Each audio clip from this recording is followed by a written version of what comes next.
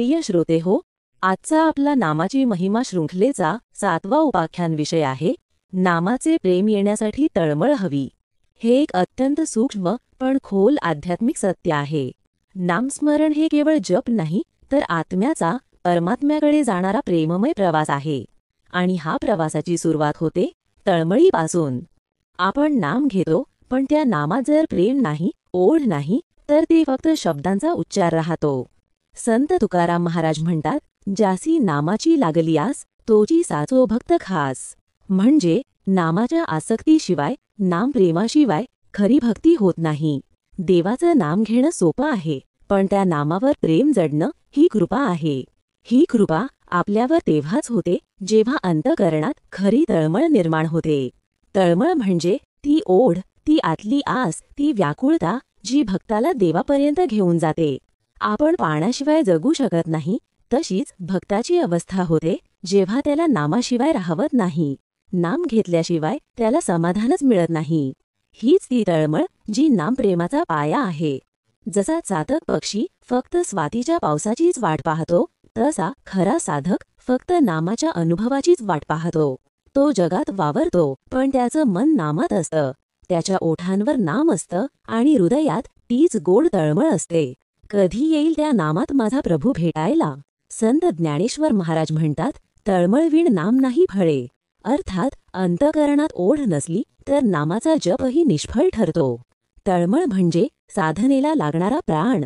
जशी ज्योतीसाठी तेल लागतं, तशी नामसाधनेसाठी तळमळ लागते.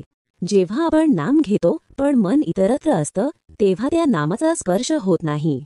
पण जेव्हा अंतःकरणातून, भावनेतून, उत्कंठेने नाम घेतो, तेव्हा तो शब्द नव्हे तर प्रेमाची लहर बनतो. तेव्हा नाम आपल्याला आतून हलवतं, अश्रू आणतं, मन वितळवतं. हीच अवस्था म्हणजे नामाचे प्रेम. तुकाराम महाराज म्हणतात, प्रेमभावे नाम घेतल्या वाचून कळेना परमपदाचा मार्ग.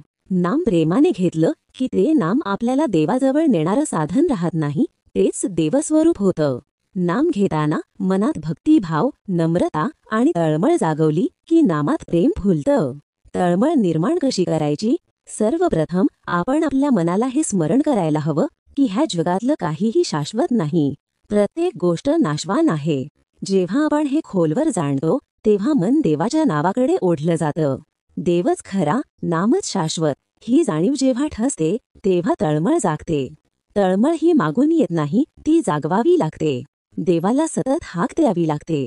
माझ्या अंतःकरणात नामाची ओढ दे, तुझ्या नामावर प्रेम दे. अशा प्रार्थनेतून मन हळूहळू वितळतं आणि नामाची गोडी लागते. एकदा ती गोडी लागली की जगातील सर्व सुख निरर्थक वाटतात. तेव्हाच भक्त म्हणतो, नाम लागे मनासी, हरी दिसे दृष्टीसी. नाम घेणं तेव्हाच फलदायी होतं जेव्हा त्यात प्रेमाचं ऊब असतं, तळमळीचा सुगंध असतो. प्रिय श्रोते हो, नाम म्हणजे देवाचं सजीव स्वरूप आणि त्याचं प्रेम जागवायचं असेल तर तळमळ हवी. तळमळ म्हणजे देवाला सतत आठवणं, त्याच्याशिवाय काहीच नको असं वाटणं. हेच नामस्मरणाचं खरं सार आहे. म्हणून आज एक ठरवूया, फक्त नाम घेऊ नका, नामावर प्रेम करा. फक्त उच्चार करू नका, तळमळ जागवा. कारण जिथे तळमळ आहे तिथेच कृपा आहे, आणि जिथे कृपा आहे तिथेच नामाचा परम आनंद आहे. ओम शांती शांती शांती.